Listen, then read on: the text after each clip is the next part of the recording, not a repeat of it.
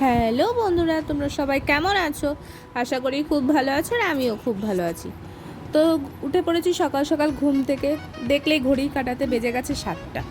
আর হ্যাঁ, তোমরা অনেকেই ভাবতে পারো যে 7টার সময় ঘুম থেকে উঠেছি, তারপরে আবার সকাল সকাল বলছি। আরে না রে, আমার ঘুমাতে ঘুমাতে 12টা 1টা বেজে যায়। মানে বাবান ঘুমাতে এতটাই লেট করে যে সকালে ঘুম থেকে উঠতে আমার দেরি হয়ে যায়। তো ফ্রেশ হয়ে নিজেও ফ্রেশ হয়ে গেলাম, বাবানকেও ফ্রেশ করে দিলাম।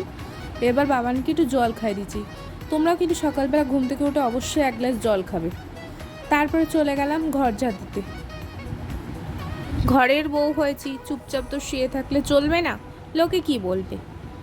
অবশ্য আমি সেসব মাথা ঘামাই না, লোকে যেটা বলুক বা না বলুক আমার তাতে কোনো যায় আসে না। কারণ লোকের কাজ বলা, আর আমার কাজ এক কান দিয়ে শোনা আর এক কান দিয়ে পার করে দাও, ব্যাস। এইটাই আবার কি? তুমি যত লোকের কথা শুনবে তত তুমি দেখবে তুমিই খারাপ হয়ে যাবে।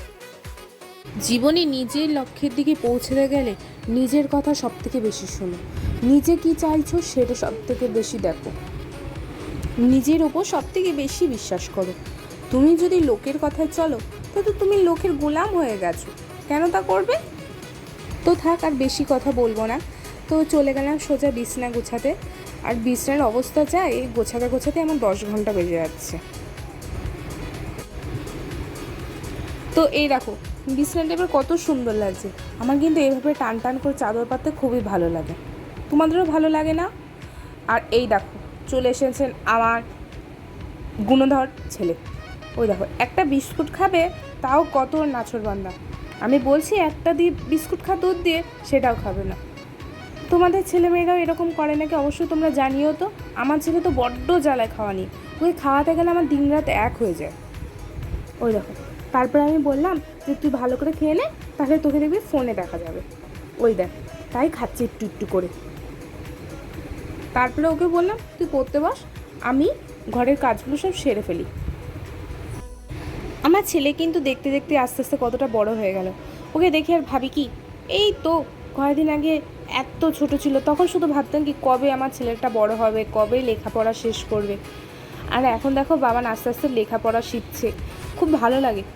প্রকৃতির কি সুন্দর নিয়ম বলো। এই কয়েকদিন আগে ছেলেটাকে দেখলাম কত ছোট, আর আজ দেখো আস্তে আস্তে বড় হয়ে গেল। এই দেখো বাবান কত সুন্দর লেখাপড়া করছে।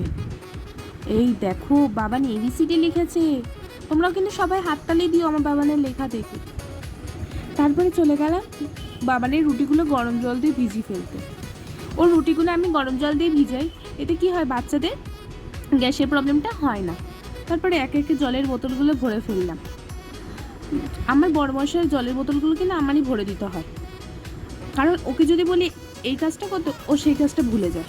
বিশেষ করে ওর নিজের ব্যাগ গোছাতে তো একদমই ভুলে যায়।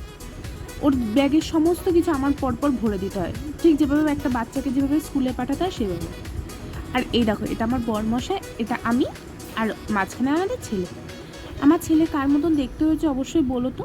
অনেকে বলে নাকি আমার ছেলে নাকি ওর বাবার মতন দেখতে, আর অনেকে বলে নাকি আমার মতন দেখতে। তোমরা বলো তো কার মতন দেখতে হয়েছে আমার ছেলে। আর এই দেখো দেখো দেখো কি শুরু করেছে এই দু।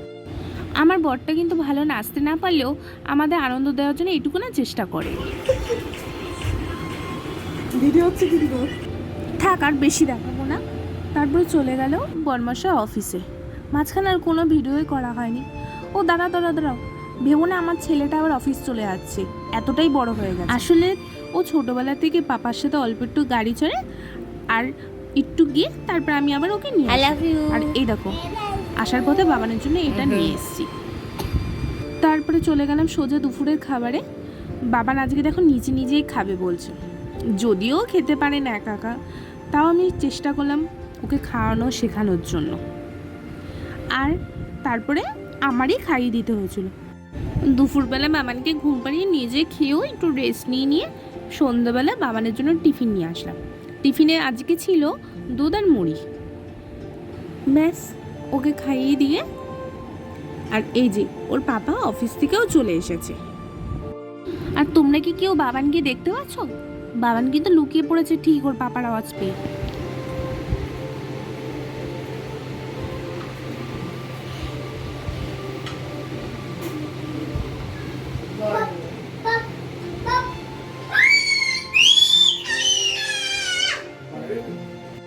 দেখলে দেখলে কেমন করে চিল্লে উঠলো, বোকা ছেলে। এরকমভাবে চিল্লে উঠলে তো লোকে খুঁজে পেয়েই যাবে, বোকা একটা। ভুক, ভয় পেলে তো তোমরা? বাবান কিন্তু এভাবে ওর পাপাকে ভয় দেখায়, আর পাপা আসার পথে ওর জন্য কিছু একটা আনতেই হবে। ওর বাবা লুকিয়ে ফেলেছে আর বাবান চিল্লাচ্ছে, ওর জন্য কিছু একটা আনতেই হবে। সে একটা জেলি লজেন্স হলেও হতে হবে।